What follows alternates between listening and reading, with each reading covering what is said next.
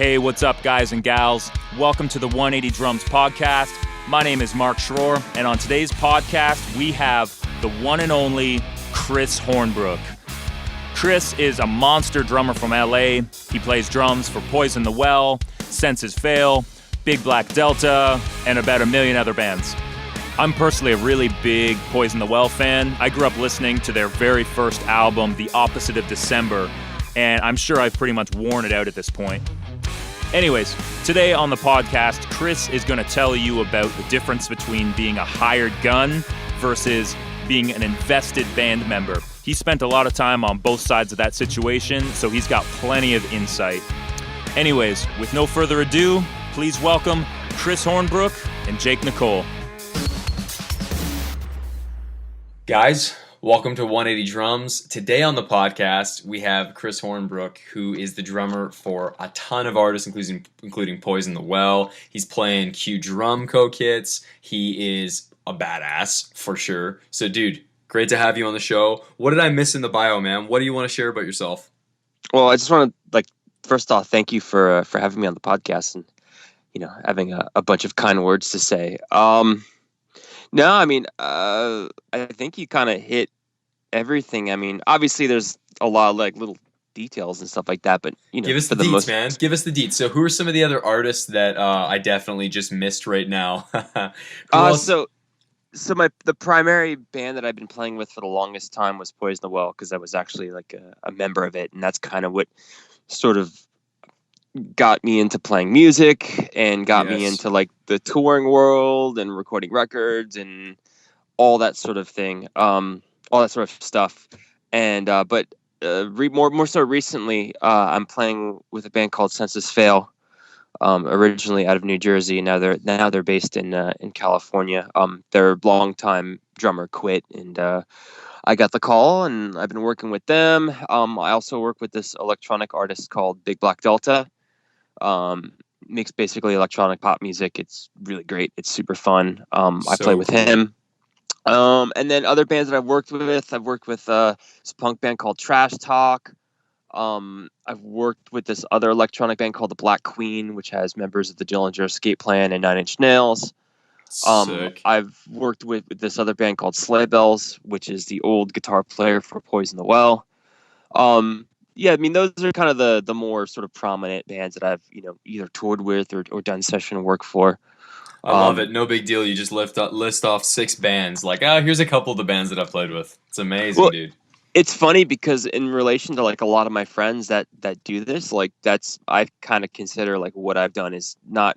I mean, it's good, and I'm super stoked and very, very appreciative to be able to do all this stuff. But I know people that have played with so many more bands and have done more sessions and have played with bigger bands. So I just kind of look at myself as the sort of smaller guy on the scale, because I just started past 3 to 4 years. I got into the whole hired gun thing, because prior to that with Poison the Well, I'd been a member, and we toured and made records and toured. And so when that band went on hiatus and I moved to California, it was kind of getting going and becoming the hired dude. But yeah, no, I'm extremely grateful for all the opportunities that I've had and all the stuff that I've done, and I'm just want to remain happy and play drums and tour and make music and just try to live the dream as much as possible. Absolutely. Well, man, that's something that I really wanted to get into today, is making the transition from being a founding member of a band to now switching gears, which is kind of a weird situation because you probably weren't picturing yourself as a hired guy and then going on and doing that. What was that transition like, man? It's liberating, but at the same time, it could be frustrating. It's liberating in the sense that, so in the past, you go on tour and you have to look over budgets and people have to agree on stuff, and you don't really know what you're going to come home with in terms of money wise. And let's be honest, I don't do this for money, but we need money to survive. I have to pay rent, I have to pay a car payment. It's just what we need. So it would be frustrating to go on tour and being out and having all these costs and gas and supplies and sound guys and crew and all this sort of stuff. And then you come home and then, you're the last one to get paid. with being a hired guy, it's kind of like up front, you sort of negotiate what you're going to get, and you could calculate what your wage is going to be over the entire run, which for me is really, really liberating. And it just takes this huge weight off my shoulders, because being in a band, you fall into debt, then you have to pull yourself out of debt, then you're good for a little bit, then you fall into debt again. And it's just, dude, it's just really taxing. It's really, Yeah. really taxing. So that to me is great. So somebody, hires me, like, we could pay you this per day or this per week. And it's like, cool. And I know exactly what I'm going to walk home with, which is, for me being, 34 years old, I'm not in my 20s anymore. I can't just go out and like make nothing. Like, I'm an adult. I have real adult responsibilities. Now, being 34, if you could go back, rewind 14 years, what would you tell your 20-year-old self? Take the money. There you go. There you go. And I don't mean that in a bad. I don't mean take the money in the sense of like compromise. What you want to do, but if there's somebody that has the ability to put more money in front of you and be like, well, we want you to do what you do, but we'll give you way more money. I think that's just advantageous, because I didn't really care about money when I was growing up. I mean, I understood what it was and what it served in life, but I was always, on this idea that, like, oh, I'm young, it's cool, it's not a big deal. But then Yes. when you get older, it's like, now, and then I know this seems kind of silly, but like I have like a retirement account. I'm still really young, but you got to put a bunch of money away in that. And, like, I'd want to own a house at some point, like adult type things that, if maybe I would have played, or maybe the band would have played like our cards a little bit better when we were younger, maybe we could have more money in the retirement account. Maybe we could have had more money to buy homes. You know what I mean? Absolutely, It's dude. it's not for a greed thing. It's just for like things that you kind of want, living in, like, living in America and the westernized world. Everybody wants to own a house, and when you retire, that you're not completely poor. You know what I mean? Man, I think there's these two voices that we battle with as artists where we start to feel like we're sellout if we focus on money.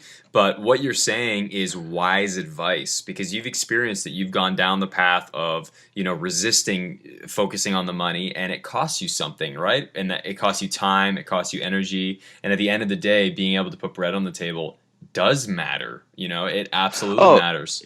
it does, but I also try to look at different forms of currency. Now, obviously, Cool. there's the currency that we're talking about, but then there's the currency that I had from like age 18 to 29, where I traveled the world, and I didn't pay any money for it, because it was Experience, right? experience and meeting people, and like, working with companies that like I really love working with, and all this sort of stuff. You know what I mean? Like, Yeah. that to me in itself is currency within itself. That's really, really, really important, because I feel like if you just look at money as being the only way to get paid, you're going to miss so much stuff Wow, in that's life great. and work, So it's like, I try to look at stuff like, if I get offered a gig, but it's not a lot of money, but say it's within a whole group of people that, a whole group, like a whole scene of music that I would have never worked in before, I'll do it because I'll meet people and I'll have a good time. And if I like the music, that's even more of a plus. But there's just things that you kind of have to look past it just not being about money. There's a bigger picture. It's I look at the money sometimes as being like if you get too focused on that, you become a little too short-sighted, and you can't look at like the bigger picture and like way down the road. Very cool. That's great, Um, man. but on the flip side of what you're talking about, being a hired guy, yeah, it's cool because you know what you're going to make and you know what your accommodations are going to be. But then on the flip side, like, you really don't have much of a decision. A band Right. or an artist or whoever will be like, learn these songs, Hmm. learn them exactly how they are, or they'll be cool and be, say, hey, interject whatever you want into it. But you're not making decisions. You're not making decisions about your accommodations. You're not making decisions about what tours to take. Like, you don't have a say, because you sort of give that up when you accept taking a paycheck per week. um Right. so there's that whole part of it, and that's been kind of the difficult thing for me to adjust to. Especially if, for some bands, if I take a little bit more of an emotional investment into it, it Right. becomes a little bit more difficult. But then there are other bands that I work with where it's like, cool, I don't have to make any decisions at all. Like I'm good, and I know what I'm going to make, and I just want to keep this super super simple and just cool, Yes. awesome, rad. But then there's other ones where it's like, oh, like I care about this, but I'm a higher Mm. guy, and it's like, like okay, you make the decisions that you want to make. That's cool, but Oh, it's in my tough. brain, I'm thinking about my experiences of being in a band and going into debt or taking certain tours or staying on the road a lot. And if I see somebody like a band or an artist that I'm working for not make those wise decisions, I have to hold my tongue because I don't want to upset them, Of and course. make it weird. But yeah, But like you're so that's saying, that is so tough, man, because yeah, you want to be able to communicate your experience to people, but at the end of the day, you can just either decide to work for them or not. and they're going to make the decisions that they're going to make, and they're going to have to sort of learn from their bad mistakes. And sometimes it's unfortunate when there's somebody around you that knows better, and I'm not saying just me, I'm You're saying just saying just in in a general, general yes. sense, where like somebody knows better and they're telling you and you kind of know, but you still go down that like dumb road. You're Yep, like, oh man, I fucked up, I should have did this, or I should have done that, or I should have absolutely. listened, or but yeah, I never really envisioned myself being a hired guy, but I like playing both roles because Poison the Well is, we played some shows last year and we're working some stuff out for this year. So I get a bit of both where I can come back to a band that I'm one quarter of and, interject my feelings and thoughts and, Cool. whatever. And then I can go to another situation, whether it's Census Fail or Big Rock Delta or like whatever else kind of comes along where it's just kind of like, cool, you guys know what you want to do. Let me know what songs you want. It's just easier. It's like the duality of it. I kind of like. Same thing with like touring. Like be home for an extended amount of time and then go on tour for an extended amount of time. I like. I like the duality of both those things as well. Dude, you're built for this, man. That is so cool. What have been some of the things that, like, say you go out and you play with Senses Fail, now you come hmm back to Poison the Well. How did that change your perspective of the way you saw your own band? Um, it because Census Fill and Poison Well are two different things, even though they're both heavy. Yes. They both exist in kind of similar universes, but kind of different. Cool. Like a lot of people that know Census Fail don't really know Poison the Well. I think it's a very small amount of people. Like I don't know, I'd say maybe a quarter. Because Crossover. Okay. yeah, the crossover isn't huge because for a majority of Census Fail's career, Census Fail was a pop punk band. Hmm. You know what I mean? And Poison the Well really didn't have much of that crossover. Yeah, maybe a few kids, but it wasn't a huge amount. Um, so it's a little bit different. It's not compare. It's hard to compare both those because they're kind of different. It's more recently that Census Fail, the singer buddy's like, hey, I want to make this. I want to push Census Fail into a heavier realm. Absolutely. Um, what was the question again? Dude, Yeah, I go off on I love tangents. I it. start talking about something and then I forget. I'm like, what was the question? What are we talking about? What are we talking about? It's great, man. Well, dude, what the question really is, how did going out, so like when you went out, forget Census Fail, you went out and you started being a drummer for hire. Now, I'm assuming you said there was a bit of a hiatus. Now, when you come back to your band, how had your perspective of being in a band changed? What things did you Oh, appreciate? What oh, things, yeah. I totally got what you mean. It made me because Poison Well's always been a band that we just always kind of did what we wanted to do, regardless Mm, of what people were telling us. We always just kind of made the records that we wanted to make and pushed in weird directions. Sometimes it was popular, like the earlier portion of our career was popular, but it was never an intentional move. Like we weren't like we have to make this type of music to get big. We're just kind of like, hey, we like this, it was and very honest. Yeah, very yeah, honest. and it still always was on that trajectory, even when we were making records that people were like, "This is cool, but I don't really understand it," or "It's not resonating with a larger audience." We always just kind of did what we wanted to do. Yes. And Census Fail, the singer Buddy, he's very calculated on what he wants to do, and like I said, it's super cool. And whatever type of record he would want to make, whether he would want to go back to earlier Census Fail or continue down a heavy road or whatever, like I'm there to accommodate him because that's what he hires me for, and that's what Hmm. I look at. And if he asks me my opinion, of course I'll tell him. But if he's like, I want to make a pop punk record, like, cool, awesome, like, let's start putting some material together. If he wants to make heavy record, we could do that too.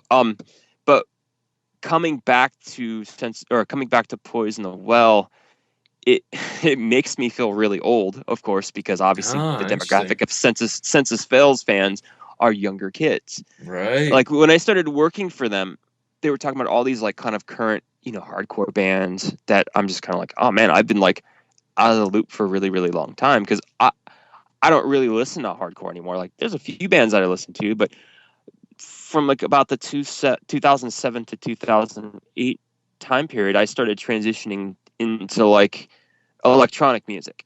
I was kind of going down that road, and I don't mean EDM. I mean like weirder stuff like Aphex Twin and like Massive Attack and The Knife, and Yeah. like that kind of realm, where to me that was kind of like it became like the newer, more exciting thing, because it's like you have these people that are making music that aren't really bound by the limitations of what you could do as a musician. They're just kind of coming up with whatever they have in their head, which I found to be really fresh and innovative. Like you're not bound, like the dude Richard James that does Aphex Twin, he's not bound by the fact that he can't play drums, because he could just sequence the MIDI to what he hears in his head. And to me, that was like a very exciting thing. And I was like, oh man, this is cool. Like this is really, really awesome. So I went down that road. So coming back to Census Fail, and they're talking about all these bands, I'm like, man, I feel really old. Like I don't know who these bands are. Huh. Like Yeah, I'm too yeah. busy like in this other world. That was one thing. But the other thing was it with Poison Well, it just made me want to be even more honest and creative.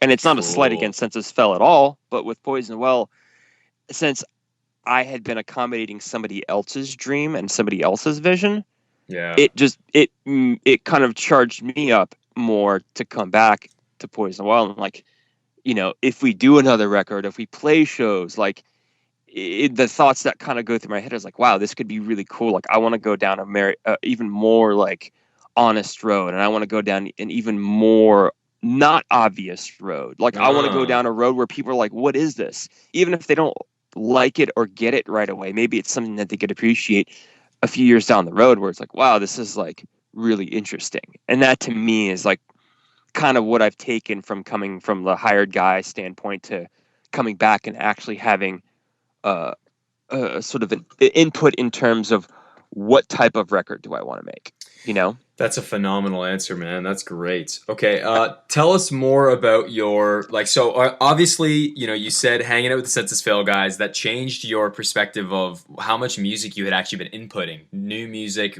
being relevant. Are you doing anything now to help yourself, explore new music? What are you listening to these days? Man, that's a really difficult thing, because I feel like I've just been out of the loop with music. I when I get in my car, I don't listen to music anymore. I put on podcasts. I am the same. What podcast do you listen to? I'm the same way. I'm a big fan of the Joe Rogan Experience. Cool. Joe Rogan's great. He has a lot of different types of guests on. He has like, MMA guys and nutritionists and comedians, and he just kind of runs the gamut of just like all these different types of people. Another recent one that I got into is Tim Ferriss. Dude, we could talk for days. I'm a huge Tim Ferriss fan.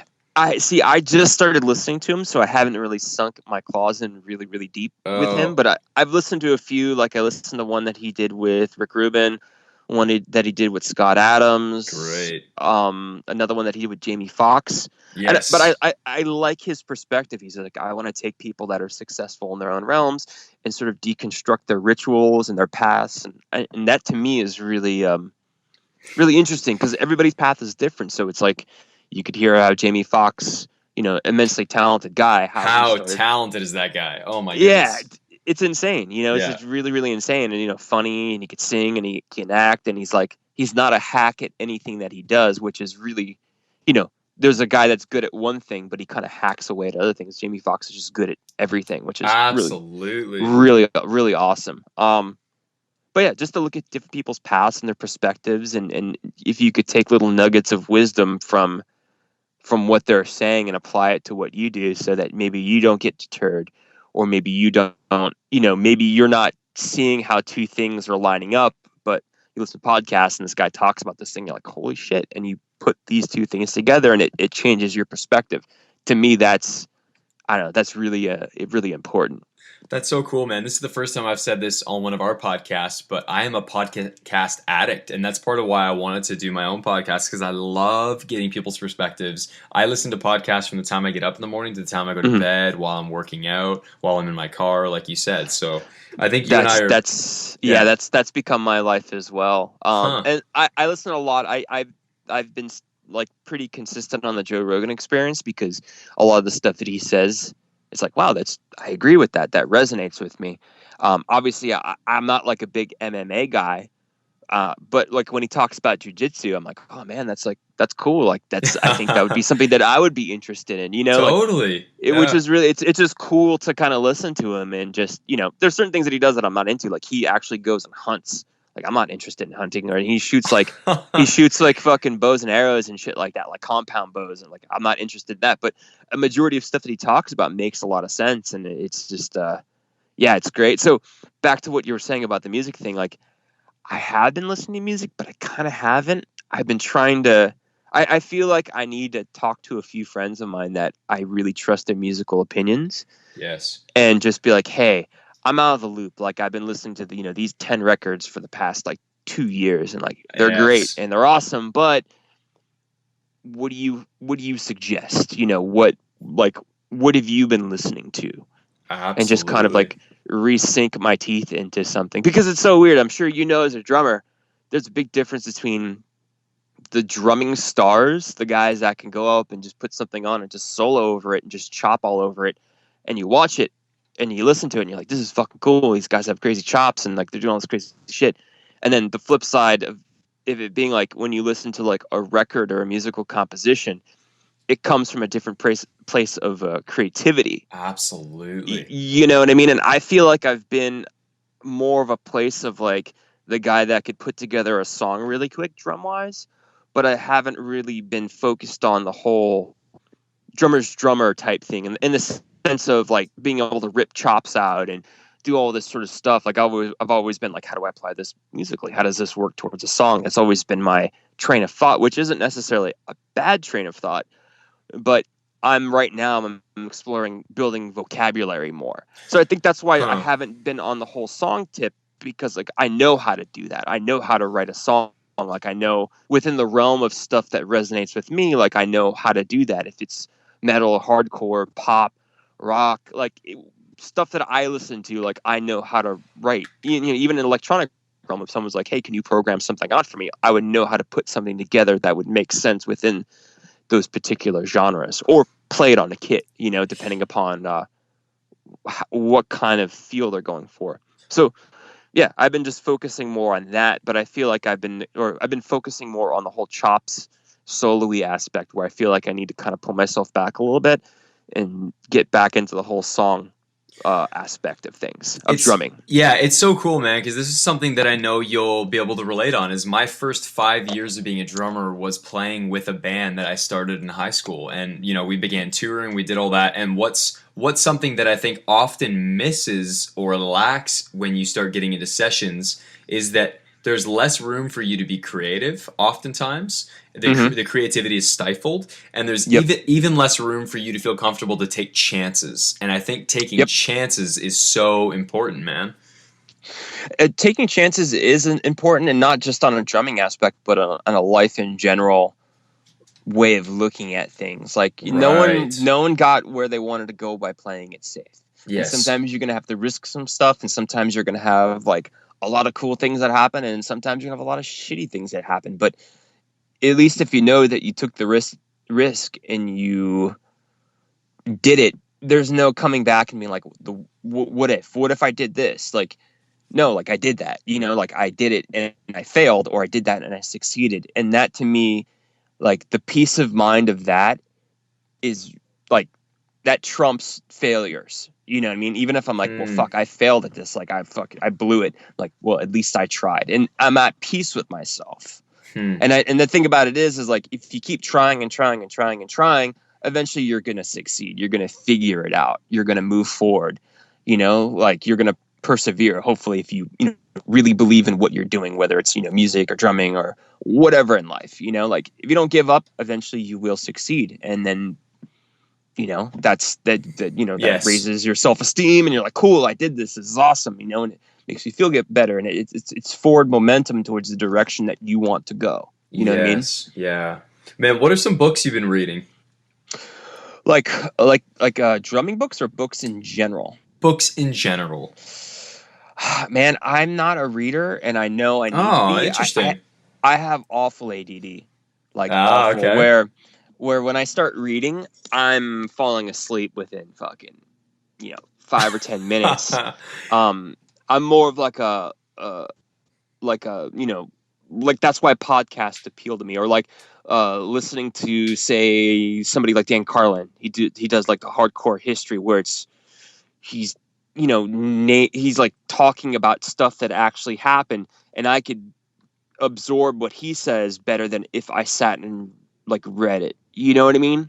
I'm more of Yeah. like a visual and hearing guy than I am reading. But I know that's like a thing that you just kind of have to nurture a bit, and you have to do it over and over and over before it clicks.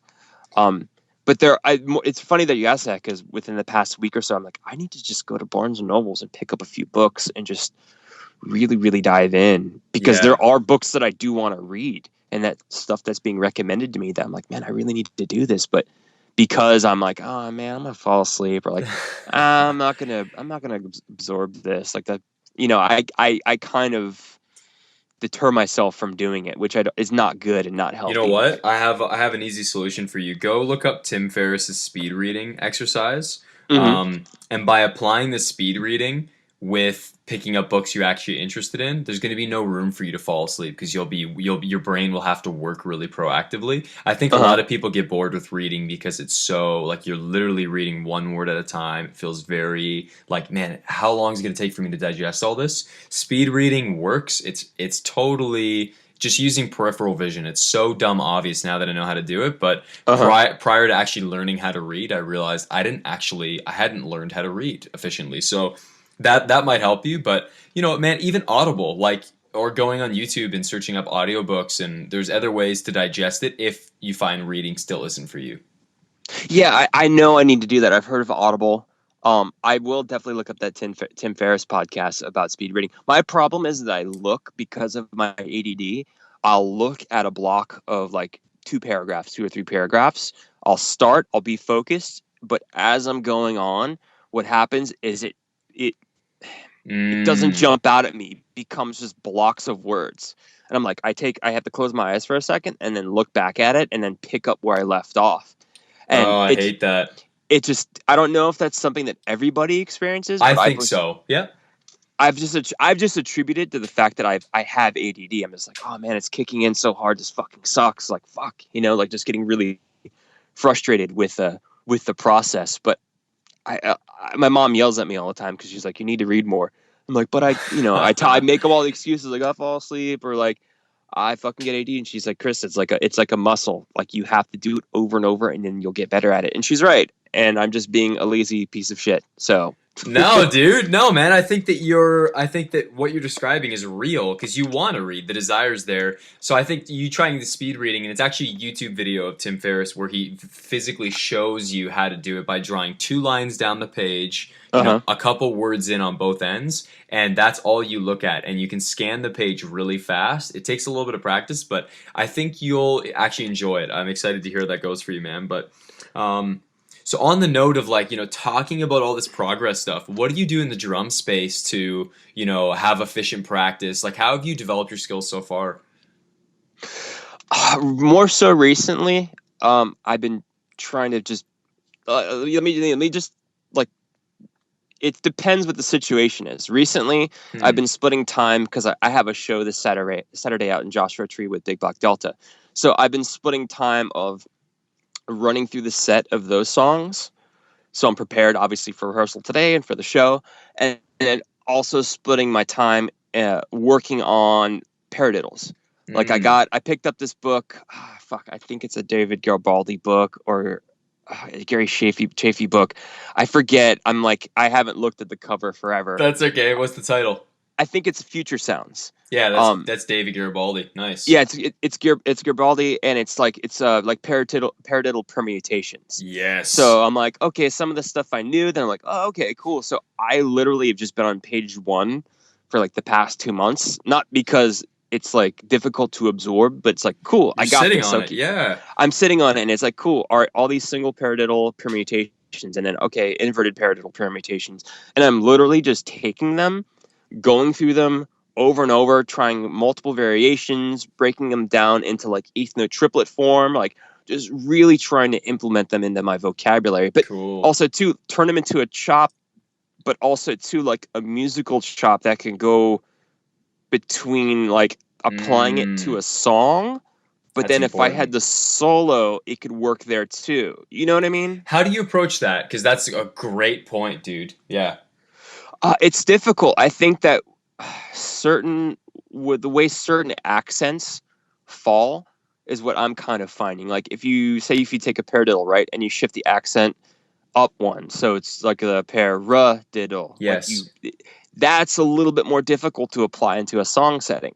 Yeah. But the normal paradiddle is fine. And then if you shift it to the paradiddle, that it's falling on the upbeats, so it's a little bit easier to kind of pop that into a musical setting. It's really weird. It's like I learn it, I get comfortable with it, and then I apply it to different voices on the kit, and then I find one or two ways of executing it that kind of resonate with me. And then I just keep doing that and I get better at it. And then from there, it just kind of evolves. Like, so like right now, like the normal paradiddle works for me. The one I was just telling you about, like the paradiddle, like where that accent falls there, that to me has been so musically hard to apply. And I don't know, like, is even do when you do the permutation where you take the last note and shift it up, shift everything up. So the sticking is different. It sounds the same and the accent's in the same point, but it starts with the left, so it's left, right, left.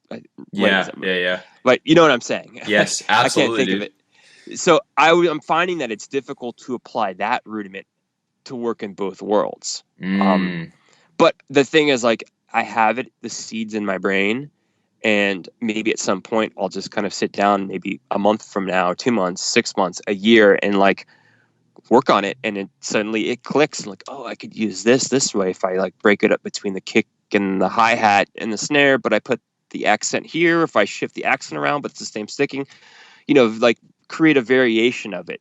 I just think it's important just to have that information in my brain so that even when I sit on a practice pad, like, oh, okay, I'm gonna do I'll warm up with permutations, paradiddle permutations, and just at some point it'll happen. It just might take longer than others do. Absolutely, dude. Absolutely, man. That's so great. I know that one thing for sure that floored me was just beginning to go through those permutations and then beginning to mess with accents and then beginning to think of everything as, playing it as an eighth note triplet or as a sextuplet, and how that just totally warps your brain to go from paradiddle, paradiddle, paradiddle, paradiddle, paradiddle, paradiddle, paradiddle, like going Totally. Oh, dude. Totally. And Yeah, then, it changes. It's funny. Yeah, when you do eighth note, like when you do a paradiddle in eighth note triplet form, because it's like you're doing 4 notes, but it's in phrase in threes. Then obviously the accent shifts around, and it's fucking cool as shit. But the most so difficult, cool. dude, the most difficult thing for me is like getting the hi-hat just to stay on quarters. Yes. Like everything for else is sure. cool. If I'm listening to a click playing that and I just kind of move it around, like I fly. But as soon as I start implementing my left foot, it starts getting not so good. So that's just, like I said, one of the many things that I'm kind of working on. Well, we know Elon Rubin is such a jerk when it comes to all this stuff. He has just done such a great job at, having all those chops in the bag, man. What a guy. It's not fair, man. You can't. It's not fair. Not all of us are prodigies. Fair enough, dude. Fair enough. But man, you're obviously, tell us more about your drum kit. So what kind of kit are you playing? Your cymbals, the whole deal. Give us the specs. Okay, so the kit I'm playing is a Q Drum Co. Mahogany. I think it's like 6-ply, whatever their standard is, 6-ply with like maple re-rings in it. So I think it's like maybe 10-ply with the rings, Yes. It's a 24 by 14 kick, 13 by 9 rack, 16-16 floor, 18-16 floor. So it's, all classic kind of, classic sizes. Jeremy's favorite sizes, except you fought him on the bass drum depth, didn't you? Yeah, he's like a big 16 by 24 guy. I like the 14. I know it's only 2 inches, but to me, it just sounds better, Cool. just for my particular preference. Plus, too, it's like visually, I think I like shallower looking kick drums. Yeah. Obviously, the visual is not as important as the sonics of it, and I just love the way the 14 sounds. And that's just Cool. that's just me. That just works for me. But yeah, that's pretty much his normal shell pack. Die cast hoops on all the toms. Snare drums, I have a few different ones that I've been juggling out. I recently picked up a 14 by 7 Gentleman's Copper, which sounds awesome. Nice. Sounds fantastic. But then I also jumped between a 14 by 7 aluminum plate and then a 14 by 7 brass plate. So it's just kind of like whatever the mood is. And I usually bring 2 snare drums with me on tour. One as a backup. So if I get sick of one after a while, then I'm like, oh, let me just throw this one up and just swap them out for a little bit and see if our sound guy likes it, see how it works in in that particular musical setting, and just kind of see how it goes. Yeah, that's sick, dude. What made you pick the mahogany shells? Jeremy's just always abdicated it. And then in the early days of Q, because I've been working with Q drum for about 3 or 4 years now. When I first picked up the Big Black Delta gig, I wasn't with a company at the time. I was with Orange County forever, Orange County Drum and Percussion, which is where I know Jeremy from. And then I kind of, had a little thing with this company called Dark Horse, but it wasn't really for me. Yeah. So when I picked up the Big Black Delta gig, we were doing stuff with like M83 and Jane's Addiction, and he was still starting out. This is actually before I think Alon became a partner. Oh, okay. So he let me borrow the Have a Speeder kit, which is I think Alon used it in like a solo, and like I used it on some stuff, and like it's been just passed around to everybody. Is this what's the finish of that? Is it the It's like a weird oyster. It's oyster, kind of like yes. Yeah, it's like a gray oyster or something or other. Absolutely. But he advocated for that. He's like, dude, this sounds so good. This sounds great. Like, you'll love mahogany. And I didn't really know much about the material prior to that. And sure. Yeah, he hooked me up with that, and he hooked me up with the galvanized steel kit, and I fell in love with both. I thought, for different reasons, both sounded incredible. So I had a galvanized for a while. I got rid of it, and I'm in the process of getting a stainless steel kit from him. But I wanted a wood kit as well, because it had been a while since I had a wood kit, and I've had so many maple kits. It's like, might as well go with the mahogany, and like literally, like everybody that I've worked with, like in a live context, because I haven't really recorded with it yet, everybody's just been so like blown away by it. It's like, this thing sounds so fucking amazing. So sick. And what kind of heads are you using on the kit? Evans. So I have a coated G1 on the kick. I jump on the snare drum between a coated G1 on the kick. Yeah.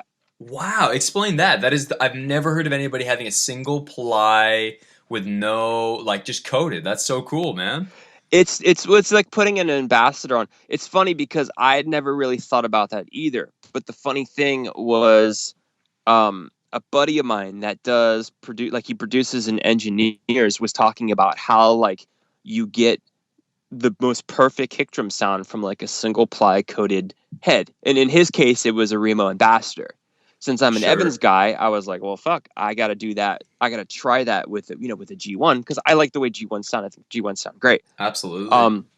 So I had gotten one of those and threw it on my kick drum and just fell in love with it. So it's and are you using like the plastic side, felt side, like a slam pad, one of those? Are you using anything? I have one of the Evans, like it's like a little bit of like a nylon, like little patch pad on it. Yes. Beater wise, I jump between either a plastic, like the normal DW plastic side, or like just like a normal like felt beater. Like I have this old vintage ProMark square felt beater that I use. Almost like the Zorro beater. I haven't seen the Zorro beater. It might be the same thing. Okay. This is old as shit. Like I just found it at my studio. It's like sick. It's old, but it's rad for doing like hip hop stuff or like really light, like little flutters on the kick drum. Cool. So yeah, for the kick drum, I use that. For snare drum, I use either a power center head, or I'll do like a G1 or G2, just depending on upon the musical situation. Yes. And then same thing for toms. It's like either a coated or clear G1 or G2. Just depends.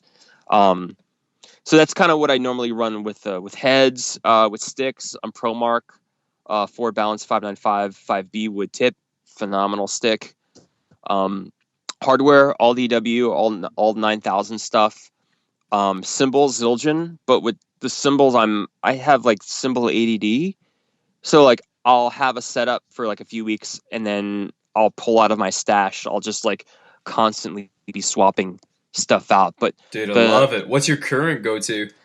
Okay, so the current go-to is I'm using a 21-inch Sweet Ride, a 15-inch set of K light hats, and then an 18 and 19 A thin, which the A thin stuff sounds absolutely incredible, incredible sounding cymbals. And then I'm using like a little bit of like a trash stack, so it's like a 16-inch K effects bottom and then an Oriental 15-inch top. So you can do like kind of like the percussive trashy stuff that like all these dudes are using now, which is cool. It's a really abrasive, horrible sounding sonic characteristic to put in your kit. But when I say horrible, I mean that in like a good way. Yes. Oh, dude, totally. Sounds bad. Yeah, but that's like the normal setup. But then sometimes I'll throw some of my K stuff up. I'll be rolling all Ks, or I'll be rolling all As, or I'll be rolling a combination of both. But normally I'll stay in the normal A line or the normal K line.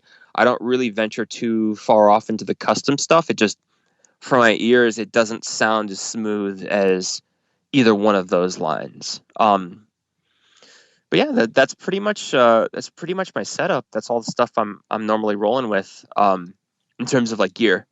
I have use other like little accessory stuff, like this company called Snare Weight.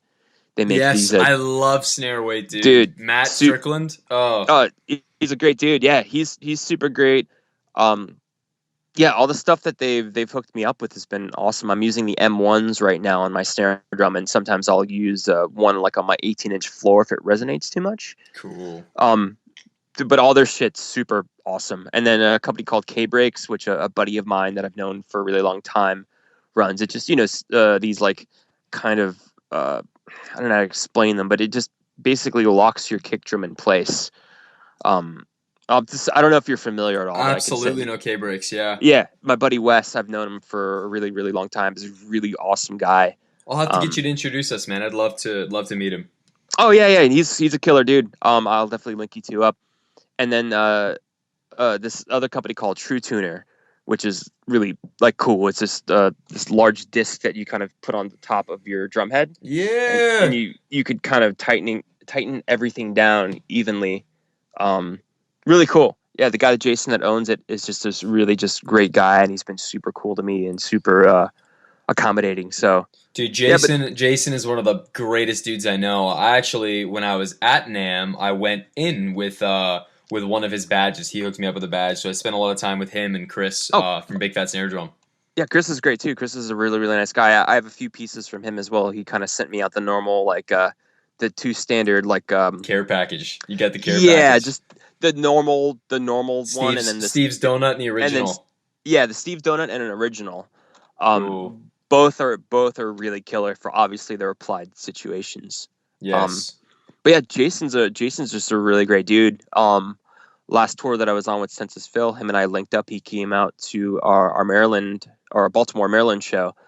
Just hung out and gave me a demonstration and just hooked me up. And he's just a great guy with a really great idea, you know. And I'm kind of into that now. All these like little like weird startup companies with all these like little different ideas, you know, like the K-Breaks or the True Tuners or the Snare Weights. It's like taking like a concept and just, you know, putting their own spin on it and trying something a little bit different. Or I'm personally into that. I'm just a really big fan of people that use their ingenuity and creative minds and come up with these little things, these little fix-it things that, you know, or things to make things, items to make things easier, like say on tour. Like Yes. changing drum heads on tour now is quick and easy. Whereas like, yeah, I could take a drill and pull it up and seat the head and go through the whole process. But it's like, man, I want to like eat, or I want to do this, or I want to do whatever. I don't want to sit there changing drum heads for an hour on tour. Like I want to make it as quick and as efficient as possible. And, Absolutely, man. if I'm not rolling with a tech, I got to do this shit myself. So I just, stuff like that. It's just, I don't know, it's kind of neat to me. Very cool. So yeah, guys, go check out True Tuner. I'll link to all this stuff in the bio, so everybody can check it out for you. And again, guys, if you want to get more out of this and see what Chris is sharing, you can go to 180drums.com/Chris H. Dude, you've been an amazing guest. We have covered so many thank things. you. Here's the kind of my last question for you is if you could give, wisdom that you would drop off in the form of a couple words, a sentence that's going to get mailed to everybody on the planet, translated to their language, what would you want to share? Oh man, that's like a big, deep. That's a big, deep thing. I don't know, man. I think remove yourself from your bubble, if that makes sense. Oh, I love that. Especially more so recently with I'm not going to name off people, of course, but you get these people that go on Twitter rants and, these people that do Facebook rants and just go on. I just feel like more so the past year or so, there's just so many people that I've encountered, friends or not friends, that just live in their own fucking world and they don't realize that there are other people out there and that it's not about them. It's not about you. And I understand that's probably some sort of weird mechanism that we all have for evolution to, continue to pass along our DNA in some weird fucking way. But from everything, even, from American political stuff to being in a band, I've just remove yourself from your fucking bubble and try to empathize and look at a situation from somebody else's perspective. That is like, if that's a big piece of wisdom that I think is advantageous for everybody, and like something that I wish like could be bestowed upon people like in a ubiquitous manner, like that would be it, because it fucking sucks. Like reading when people are just going off about dumb stuff, and it's just like, bro, like remove yourself. Like all you see is like your world. Yeah, and man, you're right. It's so much so that I intentionally, I mean, this is probably the first time I've said this on a podcast too, but I do not watch the news. I do not go through people's feeds. I actually have an app installed on my Chrome on my MacBook that doesn't allow me to see my own news feed, because I just don't need to be distracted by all this stuff you're describing. I'd way rather have I need to do that too. I mean, I don't actively search for this stuff, but because I have the news bar on the side. Yep. It's like, like a bunch of useless information. Get rid of it. I don't even watch the news either, because I don't even believe the news, because it's so absolutely it's so slanted, and it's so just like, I try to like go online and find different, more independent news outlets that are really trying to like be honest and be unbiased, or if they are biased, they are honest in their sort of biased nature.